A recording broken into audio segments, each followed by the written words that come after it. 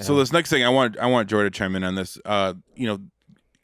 Us men know that God gives us our wives because we need help, and we need to help me. And my wife texted me. She said, "You sound like a chauvinist." I was joking earlier about the knitting and all that stuff. Oh yeah, totally. But but she brought up a good point. I want Joy to tag in on this, and I don't flatter people just for the sake of flattery. Ben is a very intelligent man. I look up to him. He's one of the smartest people I know. But you've probably written the least out of anyone into the family you married into, and that includes Becca, your wife, and Rachel, and let's not forget Nate. Yeah, but I'm focusing on the women specifically because my wife texted me. She said, Doug has said to not educate our daughters is to not educate our grandsons.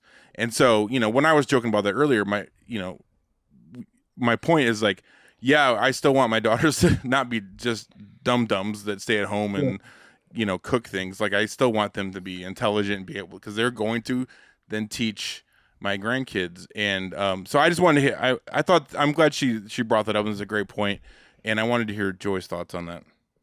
Well, I like the distinction that you made, Ben, about a job versus work.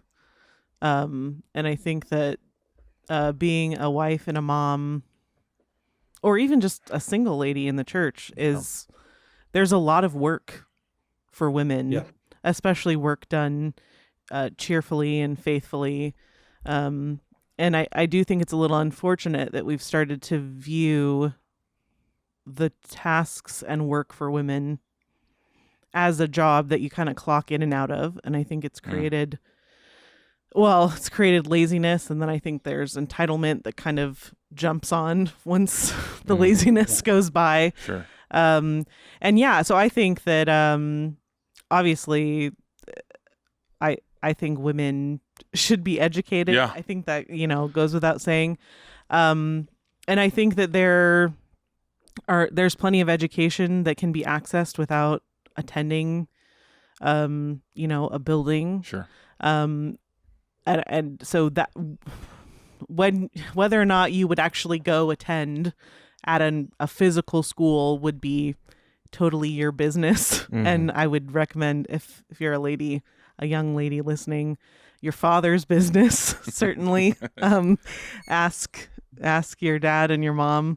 But yeah, I think that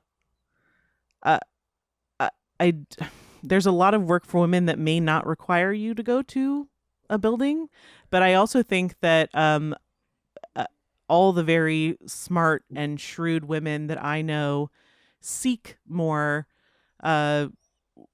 maybe more formally educated work in a clever way as a means to, obviously there's people who write books. That's an enormous contribution. Becca has made an enormous contribution. That's Ben's wife, for any of you guys that don't know that. And then, you're making an enormous contribution to the education of your own children. But there's also no problem at all with a woman that is clever in the way that she works to maybe even bring extra money into her household. Right. And all of those things do not preclude formal education. So that would just be something that you would have to make sure you would just have to approach school intelligently, which I think is something that we just need to do more in general. Yeah. But yeah. I think the thing is, if you make that distinction between, I have to get this job or I have to get this degree in order to get this job. Once you do that, then it makes all college education about formal career and employment. And if you have a woman who aspires to be a wife and a mom, then you've made college education kind of an unnecessary, possibly even an impediment. But if you say that, no, the college it's not for everybody, but for those for whom it fits with their natural talents and whatnot, it's about making you a certain kind of person. Well, then all of a sudden, it's a great place for young women to be as well. Mm-hmm. And it doesn't have to be because they have a a feminist agenda or whatever career aspiration. It could be, I want to be a really good wife and mom, and that's why I'm going to college. I know that was really why NSA was first started, was because Becca was the first student. My three daughters, my oldest daughter just graduated.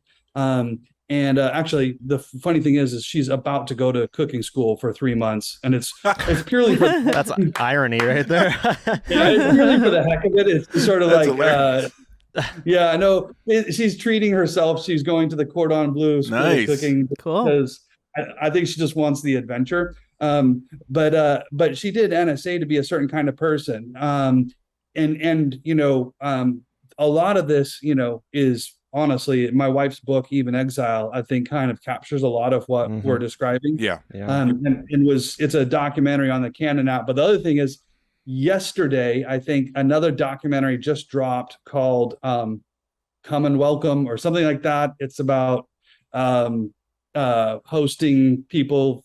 It's like for women on hosting company. The thing is funny about it is my daughter, the one who's headed to cooking school, she's the one who produced the whole thing.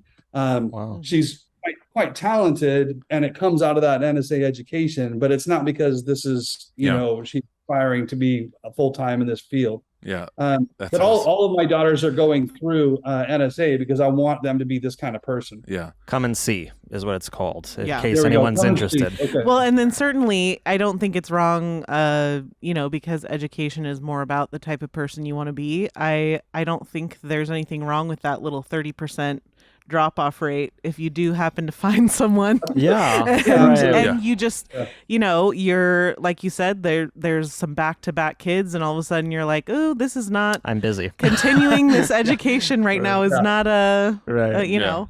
But it just goes back to, it's so funny because women are painted as this marginalized group, but what we're talking about is the free woman that is free to say, I was going to school and now I can go be a wife and a mom. Yeah. I can lay my life down this way right now. Yeah.